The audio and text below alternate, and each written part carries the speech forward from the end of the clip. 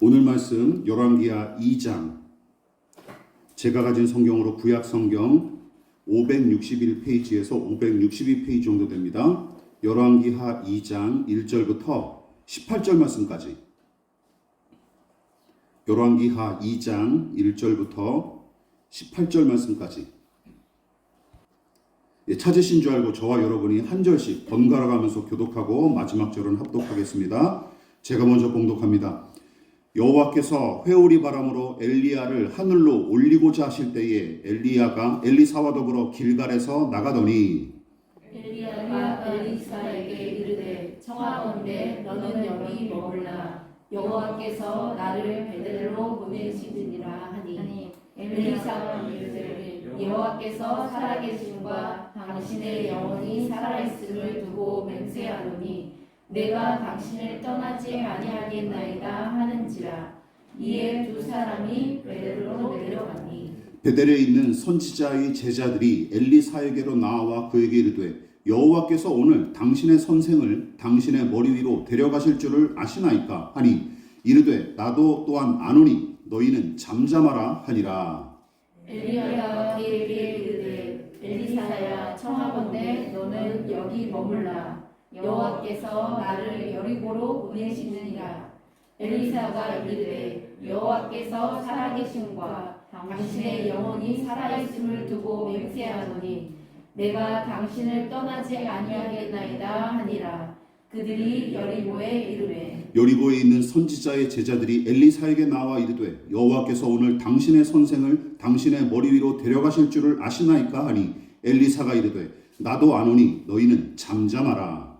엘리야가 또 엘리사에게 이르되 청하건대 너는 여기 머물라 여호와께서 나를 요단으로 보내시느니라 하니 그가 이르되 여호와께서 살아계심과 당신의 영혼이 살아있음을 두고 맹세하노니 내가 당신을 떠나지 아니하겠나이다 하는지라. 이에 두 사람이 가니라. 선지자의 제자 50명이 가서 멀리 서서 바라보매 그 두 사람이 요단가에 서 있더니 엘리야가 겉옷을 가지고 말아 물을 치매 물이 이리저리 갈라지고 두 사람이 마른 땅 위로 건너더라.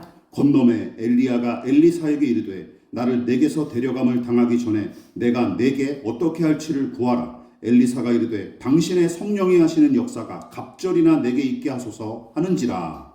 이르되 내가 어려운 일을 구하는도다. 그러나 나를 내게서 데려가시는 것을 내가 보면 그 일이 내게 이루어지려니와 그렇지 아니하면 이루어지지 아니하리라 하고 두 사람이 길을 가며 말하더니 불수레와 불말들이 두 사람을 갈라놓고 엘리야가 회오리 바람으로 하늘로 올라가더라.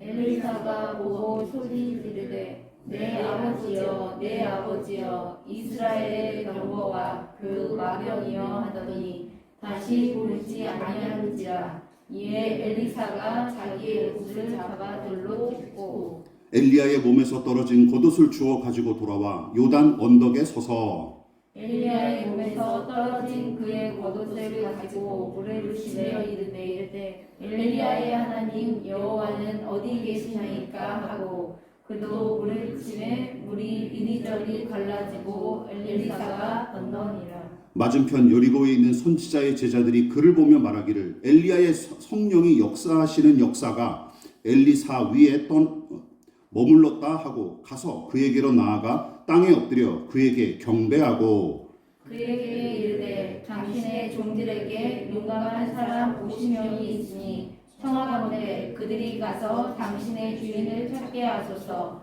명령하건대 여호와의 성령이 그를 들고 가다가 어느 산이나 어느 골짜기에 던져졌을까 하니라. 엘리사가 이르되 보내지 말라 하나 무리가 그로 부끄러워하도록 강청하며 보내라 한지라. 그들이 50명을 보냈더니 사흘 동안을 찾되 발견하지 못하고 나같이 엘리사가 여리고에 머무는 중에 무리가 그에게 돌아오니 엘리사가 그들에게 이르되 내가 가지 말라고 너희에게 이르지 아니하였느냐 하였더라. 아멘. 말씀의 제목을 다 같이 한번 읽어보시겠습니다. 자, 시작. 엘리야의 하나님은 어디 계시니까? 엘리야의 하나님은 어디 계시니까? 라는 제목으로 하나님 말씀 함께 나누도록 하겠습니다. 엘리야는 열왕기상 17장에 처음으로 등장하여 아합의 우상숭배 정책과 연이은 불의한 행태를 신랄하게 비판하고 대적했을 뿐만 아니라 불신앙의 분위기가 팽배했던 북이스라엘 백성을 향해 일평생 하나님의 뜻을 계시하고 전하는 데 힘쓴 선지자로서 열왕기하 2장에 이르러 그 험악하고 위대했던 생애가 마침내 막을 내립니다. 그런데 그의 마지막 모습이 매우 독특하고 신비로운 탓에 매우 인상적일 뿐만 아니라 너무 허황한 이야기처럼 들리는 바람에 어떤 사람들은 열왕기서의 저자나 편집자가 일부러 꾸며낸 이야기라고 주장하기도 합니다. 왜냐하면 평범한 사람들처럼 육체의 죽음을 맞이한 것이 아니라 하나님께서 엘리야를 살아있는 그대로 하늘로 들어 올리셨다고 기록하기 때문이죠. 그런데 그 죽음의 과정을 거치지 않고 하나님께서 친히 데려가신 인물이 또 있죠. 그 유명한 에녹이라는 사람입니다. 창세기 5장 24절 같이 읽어볼게요. 시작. 에녹이 하나님과 동행하더니 하나님이 그를 데려가심으로 세상에 있지 아니하였더라. 예, 오늘 엘리야가 하늘로 올라간 모양새와 비슷하게 번역이 된 거예요. 새번역 성경을 비롯한 다른 번역본은 세상에 있지 아니하였더라 하고 기록한 내용을 사라졌다라고 번역함으로써 일평생 하나님과 동행한 에녹이라는 사람이 여느 죄인과 다르게 이 생애를 마친 사실을 더욱 강조하기 위한 의도로 이렇게 기록했다라는 것이죠. 엘리야도 마찬가지입니다. 북이스라엘 역사상 가장 악한 커플로 널리 알려진 아합과 이세벨의 시대, 여호와 하나님을 향한 신앙은 퇴보하다 못해 도리어 심한 박해를 받았을 뿐만 아니라 무수한 백성이 우상숭배를 부추기는 왕과 왕비의 정책에 맞장구를 치며 서로 물고 뜯기 일쑤였던 그 시대, 그 가운데서 고고하게 믿음을 지키고 하나님의 뜻을 용감히 선포했던 인물이 바로 엘리야 아닙니까? 그래서 유대인들이 구약 성경을 일컬어 두 가지로 부르죠. 율법과 예언으로 부르는데 오죽하면 율법을 상징하는 인물로 누구를 꼽아요? 모세를 꼽고 예언을 상징하는 인물로 누구를 꼽습니까? 다른 선지자가 아니라 바로 엘리야를 꼽는다라는 말이죠.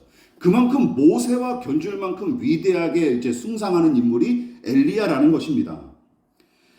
또한 엘리야의 승천에 관한 본문의 기록을 유념하여 살펴볼 필요가 있는데 예수님의 탄생에 관한 기록처럼 잘못 알고 있는 내용이 또 여기 좀 종종 있습니다. 대표적인 사례가 바로 엘리야가 불병거를 타고 하늘로 올라갔다 하는 내용이죠. 그래서 18세기에 베네치아에서 활동한 주세페 안젤리라고 하는 화가는 어떤 그림을 그렸냐면 불병거를 타고 승천하는 엘리야, 1740년에 이 작품을 만들었는데 그런 작품을 그릴 정도였어요. 그러니까 엘리야가 하늘로 올라갔는데 뭘 타고 올라갔대요? 불마차를 타고 올라갔다라는 것이죠. 그래서 오죽하면 통일 찬송가, 옛날 찬송가 234장은 이전에 뭐라고 기록되어 있어요? 주의 선지 엘리야 병거 타고 하늘에 이렇게 돼 있단 말이죠. 그런데 우리가 지금 예배 시간에 사용하고 있는 새 찬송가는 그걸 바꿨어요. 어떻게요? 이렇게 바람을 타고 올라갔다라는 식으로 바꾼 것이죠. 자, 잘 보십시오. 그래서 하나님께서 일으킨 회오리 바람이 그를 들어 올린 것입니다. 근데 성경에 이런 부분이 무진장하게 많아요. 그러니까 왜곡돼서 잘못 알려져 있는 내용들이 굉장히 많다라는 것이죠. 자, 그러나 본문에서 주목할 대상은 정작은 엘리야가 아닙니다.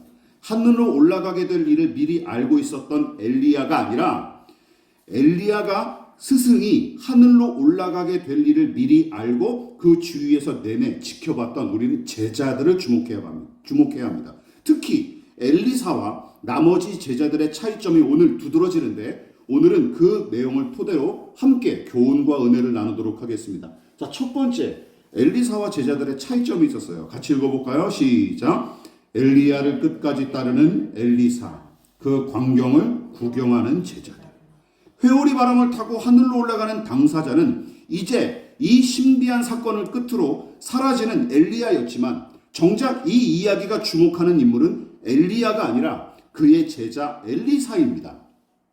게다가 본문은 엘리사와 다른 제자들이 같은 사건을 놓고 너무나 다른 태도로 일관하는 모습을 계속 보여주는데 아무래도 엘리사와 다른 제자들의 차이점을 더더욱 부각하기 위해 대립구도식으로 이야기를 기록한 게 틀림없어요. 그래서 오늘 설교 본문은 엘리야가 하늘로 올라가기 직전의 이야기와 그 이후의 이야기로 나눌 수 있고, 두 개의 이야기에 등장하는 엘리사와 다른 제자들의 극명한 차이점이 무엇인지, 무엇을 의미하는지, 교훈하는지 살펴볼 필요가 있다는 것이죠. 자, 우선 엘리야의 이동 경로가 조금 특이합니다.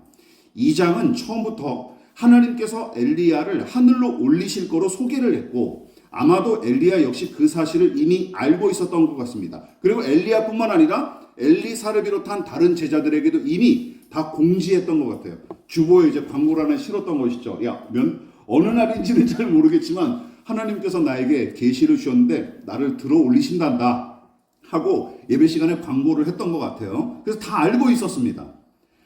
그런데 언제 어디서 그 일이 벌어질지는 알지 못했던 것 같아요. 마치 예수님의 재림처럼 말이죠. 그 일이 언제 어디서 일어날지는 알지 못했던 것 같아요. 그래서 처음에는 수제자인 엘리사와 함께 길갈에 머물러 있었으나 하나님께서 그를 베델로 가게 하시고, 베델에 있던 제자들이 등장하여 엘리사에게 호들갑을 떨었으나 하나님은 엘리야를 또다시 여리고로 보내셨으며, 또 끝내는 마지막으로는 요단강으로 인도하신 뒤에 그곳에서 마침내 그를 하늘로 올리시죠. 자, 이처럼 하나님께서 엘리야를 3번씩이나 다른 장소로 계속 이끄신 다음에 약속대로 하늘로 올리셨는데, 여러분, 베델과 여리고와 요단강으로 이동할 때마다 누구랑 마주칩니까? 그 지역에서 거주하던 제자들을 마주하게 된다는 것이죠. 그것이 공통점이에요. 우연일까요? 아닙니다. 하나님께서 일부러 엘리야를 제자들이 모여있던 지역으로 이끄셨다라고 보는 게 타당하죠. 그러니까 분점을 냈었나 봐요. 그러니까 엘리야 선지학교를 했는데 여기도 세우고 저기도 세우고 한 이렇게 3군데 정도 세웠던 것 같아요. 여러분, 그래서 그렇게 제자들이 모여있던 장소로 3번씩이나 옮겨가도록 이끄신 이유가 무엇일까요? 저는 크게 2가지로 봅니다. 우선은 하나님의 종으로서 인생의 마지막 순간까지 순종하는 엘리야의 행보를 보여주는 것이죠. 저 같으면 자존심 상해서 안 따라다닐 것 같아요. 아니 올리신다 그랬으니 왜 자꾸 이렇게 끌고 다니시나요? 해가지고 그냥 튕겼을 것 같아요. 근데 계속 마지막 순간까지 엘리야는 순종하죠. 이게 이 사람의 정체성을 아주 고스란히 보여주는 것입니다. 그와 더불어 베델과 여리고와 요단강 부근에 모여있던 이 제자들, 엘리사를 제외한 이 제자들의 영적 상태를 폭로하기 위해서 이 일을 했다고 봅니다. 그리고 그 제자들의 수준과 영적인 상태는 그들과 전혀 다르게 말하고 행동하는 엘리사를 통해 더더욱 분명하게 드러나죠. 자, 그렇다면 전반부에서 유난히 눈에 띄는 차이점은 무엇일까요? 반복된 구절을 우선 우리가 살펴보도록 하겠습니다. 2절과 4절과 6절이죠. 엘리사의 말입니다. 같이 읽어볼까요? 시작. 엘리사가 이르되 여호와께서 살아계심과 당신의 영혼이 살아있음을 두고 맹세하노니 내가 당신을 떠나지 아니하겠나이다 하는지라. 이 정도면 거의 스토커 수준 아닙니까? 스토커죠, 스토커. 엘리사는 스승 엘리야가 하나님의 명령에 따라 길갈에서 베델로, 또 베델에서 또다시 여리고와 요단강으로 향할 때도 매번 단호하게 이 말을 내뱉으며 맹세합니다. 제가 당신을 죽어도 떠나지 않겠습니다 라고 맹세했고, 엘리야도 매번 그에게 야, 이제는 좀 머물러 있어라. 나 따라오지 말고 머물러 있어라. 나는 이제 올라가니까 더 이상 나랑 같이 다닐 필요 없다라고 부정했는데, 단호하게 거절했었는데, 너무 강력하게 이 제자가 권고하니까 그냥 여기 남아있으라 권고했으나 엘리사의 의지를 꺾을 수 없어서 내내 동행합니다. 왜 그랬을까요? 그 이유는 다음과 같습니다. 왜 엘리사는 이런 행동을 보였을까요? 9절에 그 대답이 나와 있어요. 같이 읽어볼까요? 시작. 건너매 엘리야가 엘리사에게 이르되 나를 내게서 데려감을 당하기 전에 내가 내게 어떻게 할지를 구하라. 엘리사가 이르되 당신의 성령이 하시는 역사가 갑절이나 내게 있게 하소서 하는지라. 이것을 위해서 계속 쫓아다녔던 것이죠. 엘리야가 겉옷을 내리시자 요단 강물이 이리저리 갈라지는 기적이 일어났고, 모세가 막 출애굽 백성들을 이끌고 홍해를 건넜던 것처럼 요단강을 건너는 기적이 일어났던 거예요. 그리고 강을 건너자마자 엘리사에게 묻죠. 무엇을 구하느냐라고 물으니 그가 스승님이 가지고 계신 능력을 제가 갑절로 받기를 바랍니다 하고 대답한 것입니다. 신기한 기적을 구하기 위해 이토록 쫓아다닌 거로 생각하십니까? 저는 예전에 그렇게 생각했어요. 야, 이 사람이 참 야심이 크구나, 야망이 크구나, 엘리사라는 사람이. 그래서 이렇게 끈질기게 그 능력을 받으려고 이렇게 사모하는구나. 그래서 기도원이나 옛날 목사님들 설교 때 이거 많이 등장했잖아요. 그래서 여러분들 갑절, 엘리사처럼 간절한 마음으로 매달려서 능력의 갑절을 받으십시다 하고 우리 많이 집회 때 그런 말씀 많이 들었잖아요. 자, 그렇다면 다른 제자들은 어땠을까요? 그들의 반응과 태도도 본문에 잘 나타납니다. 이거죠. 제가 읽어볼게요. 눈으로 보십시오. 선지자의 제자들이 엘리사에게로 나와 그에게 이르되 여호와께서 오늘 당신의 선생을 당신의 머리 위로 데려가실 줄을 아시나이까 하니 이르되 나도 또한 아노니 너희는 잠잠하라 하니라. 이게 엘리사와 다른 제자들과 오고 갔던 대화예요. 베델과 여리고의 제자들은 내내 엘리야를 쫓아다니는 이 엘리사를 이상하게 생각한 거예요. 아니 얘 왜 이렇게 유난을 떨지라고 생각했던 것이죠. 그러면서 이렇게 와서 시비를 겁니다. 당신이 모시는 스승을 오늘 야훼께서 하늘로 데려가시려고 하시는데 알고는 계십니까? 라고 얘기한 거예요. 그렇게 하면서 빈정대며 시비를 걸었죠. 그러나 엘리사는 아랑곳하지 않고 이렇게 대꾸합니다. 나도 알고 있으니 조용히 하시오 라고 대꾸합니다. 그렇다면 제자들은 무슨 의도로 엘리사에게 이런 질문을 던졌을까요? 그들의 속내는 이것입니다. 잘 들어보십시오. 제가 의역을 해서 말씀드릴게요. 떠날 사람을 붙잡아 무슨 소용이냐. 떠날 사람을 붙잡아 무슨 소용이냐. 그리고 이제 더는 우리에게 도움이 안 될 텐데 당신도 미련을 버리고 우리와 함께 이제 살 국리나 합시다. 이런 뜻이에요. 이제는 엘리야 스승은 이제 떠날 테니 우리에게 더는 도움이 안 됩니다. 그러니 이제는 우리끼리 뭔가 산 국리를 합시다. 뭐하러 쫓아다닙니까? 라고 얘기한 것이죠. 그들의 의중을 간파했던 엘리사의 대답은 간단하고 단호했습니다. 뭐라고 얘기합니까? 입 닥치고 있어라. 입 닥치고 있어라. 심지어 요단 강가에 있었던 50명의 제자는 이 모든 광경을 구경꾼처럼 멀찌감치서 지켜볼 뿐이었습니다. 이거는 읽어볼까요? 시작. 선지자의 제자 50명이 가서 멀리 서서 바라보며 그 두 사람이 요단가에 서 있더니, 두 사람은 엘리야와 엘리사를 가리키는 것이죠. 하늘로 들려오는 광경까지 이렇게 팔짱 끼고 구경꾼처럼 이렇게 구경하고 있었던 거예요. 이쯤에서 엘리사가 엘리야 곁을 내내 따라다니고 스승이 얻은 것보다 더 큰 영감과 능력을 원한다며 고백한 일, 그리고 나머지 제자들이 엘리사를 찾아와 헛짓거리 하지 마십시오 라고 권고하면서 멀찍이서 무슨 마술쇼를 관람하듯이 엘리야의 승천을 지켜봤던 행태를 비교해 보십시오. 물론 제가 예전에는 그렇게 생각했었어요. 다른 제자들처럼 구경만 한 것은 아니지만 갑절의 능력을 구한 엘리사도 속물처럼 보인다 라고 평가할 수도 있을 수 있습니다. 그러나 엘리사가 단지 신기하고 놀라운 일을 발휘하고 싶어서, 그래서 요즘 어떤 목사들처럼 드높은 인기와 명성을 구가함과 동시에 안락하고 풍요로운 삶을 위해서 이 사람이 더 큰 능력을 구했던 것일까요? 그럴 리는 없지 않습니까? 자, 이 부분을 유념하십시다. 여러분, 하나님께서 엘리야에게 베푸신 능력을 엘리사가 구한다라는 이 뜻은 무엇일까요? 여러분, 결국은 어떤 뜻이냐? 엘리야가 걸었던 믿음의 길을 따라가겠다라는 거예요. 엘리야가 걸었던 믿음의 길을 따를 뿐만 아니라 그가 보여주고 증명했던 충성과 헌신의 삶을 자기도 살아가겠다라는 의미입니다. 믿으십니까? 이게 핵심이에요. 엘리사의 스승 엘리야가 살아온 지난날의 여정을 되돌아보십시다. 하나님의 뜻을 고지고대로 전했다는 이유로 북이스라엘의 왕과 왕비에게 평생 박해를 받으며 살아왔어요. 무슨 말이 더 필요합니까? 최고 권력자가 박해를 하는데 이것만큼 어마무시한 일들이 어디 있습니까?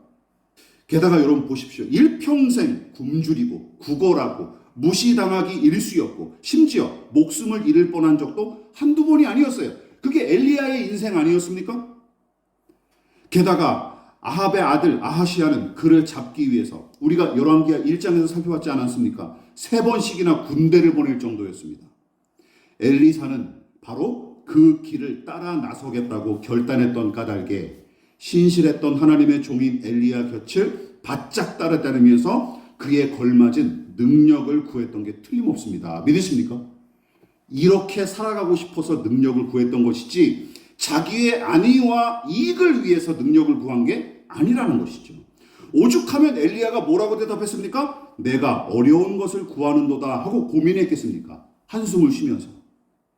그의 대답은 굳이 고난의 길을 선택한 엘리사를 향한 안타까움이 잔뜩 묻어나는 대답인 것이죠. 동시에 이 은혜와 능력이 자기가 베푸는 것이 아니라 하나님에게서 오는 것이기에 자기가 임의대로 줄 수 없다는 사실을 포함하는 것입니다. 그렇다면 엘리사를 찾아와 빈정대고 멀찌감치 엘리야의 승천을 구경했던 이 제자들의 행동도 충분히 납득이 되죠. 엘리야가 이런 의도로 능력을 구했다면 그럼 엘리사의 제자들은 왜 그렇게 멀찌감치서 바라보고 있었을까요? 이제 답이 나오죠. 스승 엘리야처럼 개고생하며 살고 싶지 않았던 거예요. 아시겠죠? 스승 엘리야와 엮이고 싶지 않았던 거예요. 그뿐만 아니라 하나님의 종답게 사명 감당할 생각 따위 추호도 없었던 까닭입니다. 그러고 그렇게 살고 싶지 않았던 거예요. 따라서 정리해 보십시다.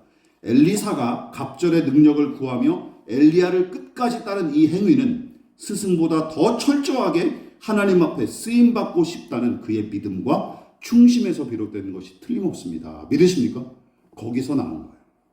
고생문이 혼한데도 기꺼이 여호와 하나님을 향한 믿음을 지키기로 용감히 선택하고 그에 따라 엘리야처럼 하나님의 종으로 충성하고 싶었던 까닭에 그에 걸맞은 능력을 구했던 그것이 바로 엘리야라는 인물이었던 것이죠. 하나님, 스승처럼 살아가고 싶은데 하나님께서 능력과 은혜를 주시면 저는 지금 당장 죽을 수밖에 없습니다. 제가 하나님의 뜻대로 순종하며 살 테니 저에게 그에 걸맞은 능력을 주십시오. 라고 간구했던 거예요. 여러분, 그 은혜가 저와 여러분들에게 있기를 진심으로 부탁을 드리겠습니다. 그러나 아직 끝나지 않았어요. 엘리사와 다른 제자들의 차이점이 다른 면에서도 나타나기 때문이죠. 자, 마지막으로 두 번째 살펴보겠습니다. 읽어볼까요? 시작. 엘리야의 하나님을 찾는 엘리사, 떠난 엘리야를 찾아 헤매는 제자들. 12절과 18절의 내용이 그것입니다. 엘리야와 엘리사가 이야기를 나누는 도중에 갑작스럽게 나타난 불수레와 불말이 두 사람을 갈라놓았고 마침내 엘리야는 하나님께서 예고하신 대로 회오리 바람을 타고 하늘로 올라가게 됩니다. 그러나 엘리사는 자기의 겉옷을 찢으면서 스승과의 이별과 그의 부재를 심히 슬퍼했죠.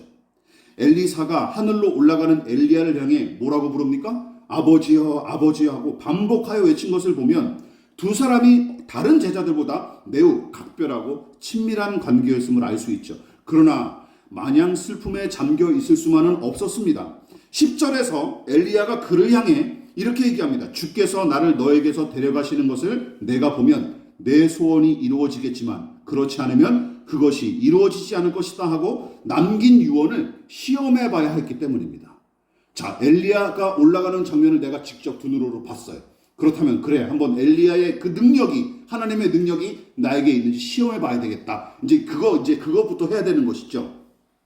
그래서 엘리야는 그 자리에 남겨진 엘리야의 겉옷을 주워 다시 요단 강변으로 돌아왔고 거기 서서 엘리야가 그랬던 것처럼 그 겉옷을 강물에 내리쳤는데 스승이 일으킨 기적과 똑같은 기적이 일어나고 맙니다.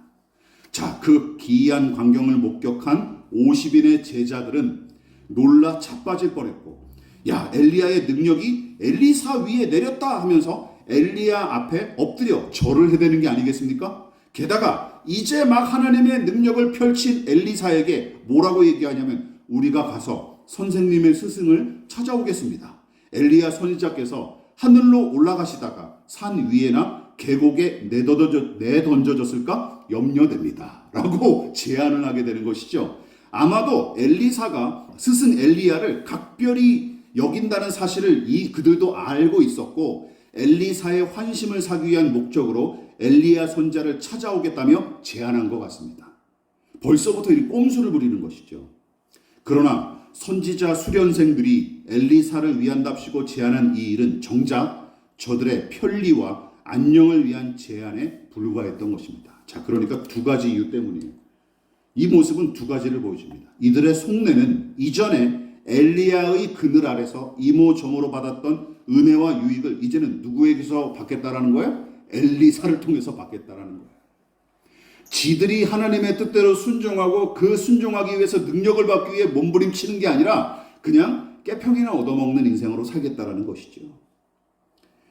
그리고 이 제안에 담긴 말을 곱씹어 생각해 보십시오. 아니, 엘리야 선지자가 하늘로 올라가는 도중에 떨어졌을까 봐 염려가 된다. 이건 무슨 의미를 담고 있습니까? 예, 이거는 철저한 불신앙이에요. 하나님께서 약속하신 말씀을 아예 무시하고 그분의 능력을 믿지 못하는 그들의 불신앙과 경박함이 뚝뚝 묻어나는 말입니다. 그렇지 않습니까? 하나님이 막 엘리야를 막 올려가서 실수했다. 야. 그런 하나님이 어떻게 됩니까 이게? 말도 안 되죠. 그러나 엘리사가 12절 이후로 보여준 태도는 이전과 사뭇 다릅니다. 영적 스승이자 아버지인 엘리야를 누구보다 끔찍이 여겼던 엘리사였으나 선지자 수련생들의 제안을 이런지하에 거절하고 스승의 시신을 찾겠다며 호들갑 떠는 작태를 그냥 시큰둥하게 바라볼 뿐이죠. 당연하죠.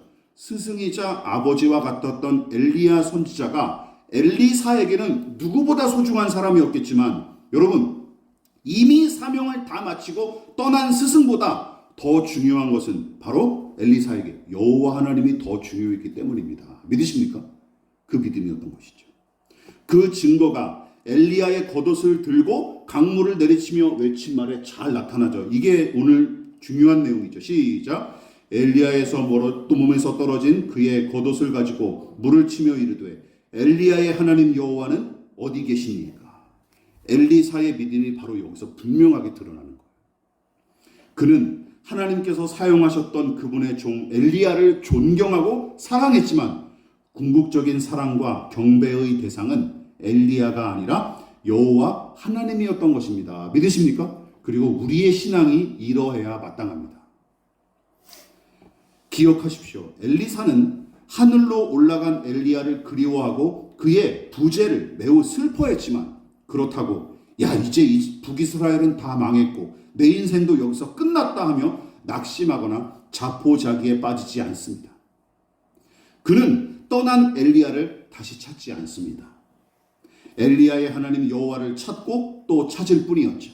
그리고 그 믿음의 부흥이라도 하듯이 엘리야와 똑같은 기적을 발휘하도록 엘리사에게 능력을 허락하신 하나님을 보십시오. 그의 믿음을 기뻐하셨다라는 증거죠. 그러나 다른 제자들, 선지자, 수련생들의 태도는 구태의연하고 진부하기 짝이었습니다. 스승 엘리야가 요단강을 가르고 하늘로 올라가는 기적을 연달아 목격했는데도 달라진 것 하나도 없이 그저 엘리사에게 계평이나 구하려고 굽실대는 모양새가 그야말로 가관이죠. 무엇보다 이런 유형의 신앙인들이 교회 안에 큰 비중을 차지하는 까닭에 많은 목회자가 목사 의존적 신앙을 좋은 믿음인 것처럼 호도하고 부추기기 일쑤죠. 그뿐만 아닙니다. 거꾸로 교회의 터줏대감들이 교역자를, 목사들을 교회의 재정과 규모를 키우기 위한 고용인이나 바지사장쯤으로 취급하고 부려먹는 경우도 허다하죠. 두 가지 교회가 대부분 둘 중에 하나로 운영이 되는 거예요. 목사 의존적으로 운영되던가 아니면 교회 터줏대감이 사장 노릇하면서 바지사장 목사를 세우던가 둘 중에 하나입니다. 본문의 선지자 수련생들은 어느 경우에 해당할까요? 전자의 요소도 물론 어느 정도 가미되었지만 후자의 특성이 더 두드러진다고 봅니다. 바지사장이 필요했던 것이죠. 자기들을 지켜주고 이익을 챙겨줄 엘리야를 이어서 엘리사가 필요했던 것이죠. 사도 바울의 가르침이 저는 이쯤에서 떠올랐습니다. 디모데후서 말씀을 볼까요? 같이 읽어보겠습니다. 시작. 전제와 같이 내가 벌써 부어지고 나의 떠날 시각이 가까웠도다. 이제 자신의 인생이 마지막 때가 다 된 줄 알고 병들고 감옥에 있었던 이 사도 바울이 디모데에게 이 편지를 씁니다. 애절한 심정을 고스란히 보여주면서도 영적 아들이자 제자인 디모데가 신앙의 중심을 잃지 않도록 힘써 권고하죠. 그리고 이 편지 막바지에 어떤 내용을 추가하냐면 이렇게 마지막 인사를 합니다. 같이 읽어볼게요. 시작. 나는 주께서 내 심령에 함께 계시기를 은혜가 너희와 함께 있을지어다. 여러분, 바울은 이렇게 생각하지 않습니다. 내가 죽으면 이방인 선교고 나발이고 다 끝장이다 하며 으름장을 놓지 않습니다. 바울의 편지에 어디 그런 내용이 있습니까? 그렇죠. 내가 죽으면 너네들 다 끝장이야. 교회 무너질 거야. 그렇지, 그런 말이 없어요. 오히려 그는 나와 내가 한 일, 내가 한 말을 의지하지 마십시오. 주께서 그대의 마음에 함께 하시며 늘 은혜 베푸시기를 바랍니다. 그리고 그것이 그대가 붙들고 의지할 것입니다. 하고 권면했습니다. 하나님의 종다운 예수 그리스도의 제자다운 태도가 바로 이런 게 아니면 도대체 무엇일까요? 그렇지 않습니까? 이게 참 멋있는 신앙이죠. 그래도 그저 속 편하게 목사만 의존한 채 그가 하라는 대로 속 편히 신앙하고 싶으십니까? 아니면 제의 속 차리게 급급한 채 서로 눈치나 보고 기만과 위선만 일삼으며 신앙생활할 뿐입니까? 또한 아직도 어린애처럼 우리 교회는 누구누구 없으면 안 돼. 저분이 한국교회의 기둥이자 소망이야. 저런 분이 아니면 한국교회는 망해. 하고 생각하는 분이 계십니까? 몇몇 유명한 목사나 대형교회 몇 개 사라진다고 망할 기독교였다면 예수께서 하늘로 올라가시자마자 교회는 역사의 뒤안길로 진즉에 사라져버렸을 거예요. 그런 걸로 망해버렸단 말이죠. 2000년 전에 이미 수명이 끝났을 겁니다. 그러나 교회의 주인은 하나님이십니다. 믿으십니까? 그리고 교회를 주관하시는 분도 하나님이세요. 우리는 그 사실을 너무나 많이 놓치고 있습니다. 그러므로 허튼 생각하지 마시고 하나님만 바라보는 저와 여러분 되시기를 주님의 이름으로 부탁을 드리겠습니다. 마지막으로 짧게 마무리하도록 하겠습니다. 저와 여러분은 오늘날 어떻게 신앙하고 계십니까? 제 이익과 안락을 위해 신앙할 뿐입니까? 아니면 하나님의 능력과 권능을 소유한 것처럼 보이는 누군가를 하나님보다 더 섬기고 추종하면서 신앙하고 있습니까? 엘리사처럼 여호와 하나님은 어디 계십니까? 하며 부르짖어 본 적이 있으십니까? 그래서 그 하나님을 깊이 체험하고 만난 적이 있으십니까? 또한 엘리사처럼 하나님의 손에 친히 붙들려 쓰임받는 인생을 살고 싶으십니까?